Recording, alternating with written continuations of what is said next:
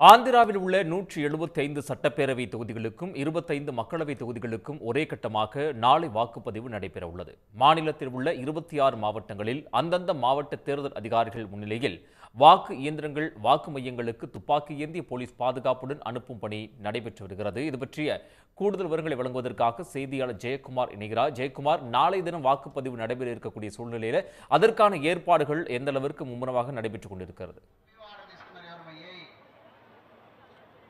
அதாவது ஆந்திர மாநிலத்தில் உள்ள 175 தொகுதிகளில் 175 சட்டப்பேரவை தொகுதியிலும் 25 மக்களவை தொகுதிகளிலும் நாளை ஒரே கட்டமாக தேர்தலானது நடைபெற உள்ளது. இதற்கான பரப்புரை நேற்று மாலையுடன் நிறைவு பெற்ற நிலையில் அனைத்து கட்சியை சேர்ந்த தலைவர்களும் தொடர்ந்து பரப்புரை மேற்கொண்டு நேற்று மாலையுடன் நிறைவு பெற்றுள்ளது. இன்று காலை முதல் தேர்தல் அதிகாரிகள் தொடர்ந்து இந்த வாக்கு மையத்திற்குண்டான தேர்தல் இயந்திரங்களை அனுப்பும் பணியில் ஈடுபட்டு வருகின்றனர்.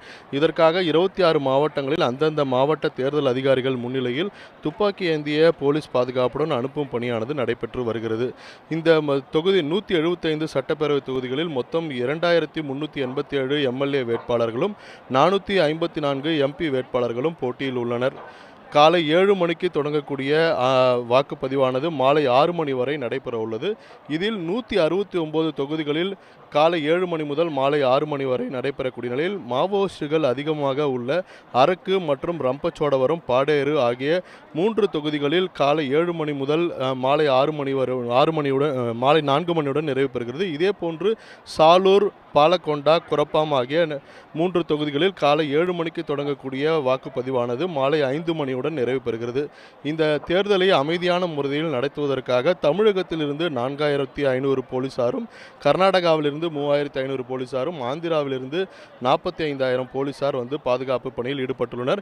இது தவிர 295 துணை இராணுவ கம்பெனியை சேர்ந்த 26550 வீரர்கள் மற்றும் முன்னாள் இராணுவ வீரர்கள், ஊர்காவல் படையினர் என மொத்தம் 1,06,145 பேர் பாதுகாப்பு பணியில் ஈடுபடுத்தப்பட்டுள்ளனர்.